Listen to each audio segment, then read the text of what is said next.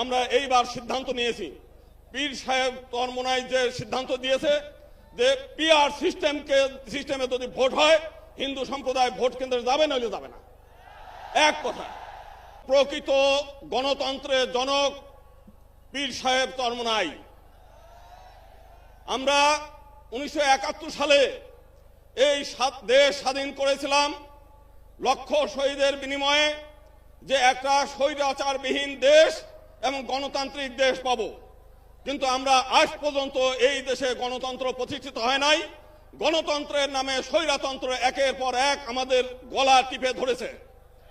কারণটা হলো, এই দেশে এমন একটি গণতন্ত্র আছে যেখানে আপনি 51% ভোট পেলে আপনি ক্ষমতায় যাবেন, আর 49% লোক যারা ভোট পাবে তাদের মতামতের কোনো মূল্য নাই।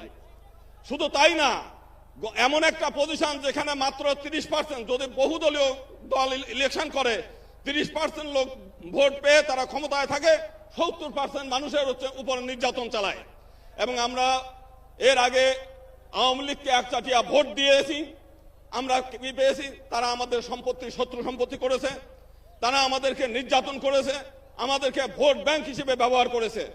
আমরা এইবার সিদ্ধান্ত নিয়েছি, পীর সাহেব চরমোনাই যে সিদ্ধান্ত দিয়েছে যে পিআর সিস্টেমে যদি ভোট হয় হিন্দু সম্প্রদায় ভোট কেন্দ্রে যাবে, নইলে যাবে না।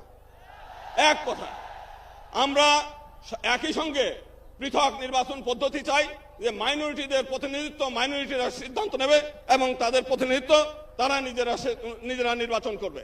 আমরা তাহলে আমাদের শেষ কথা, যে পৃথক নির্বাচন এবং সংরক্ষিত আসন এবং প্রতিনিধিত্বশীল গণতন্ত্র পিআর সিস্টেম, এইটা হলে এদেশের হিন্দু সম্প্রদায় ভোট কেন্দ্রে যাবেন, নাহলে ভোট কেন্দ্রে যাবে না, কোনো ভোটে অংশও নেবে না। ধন্যবাদ।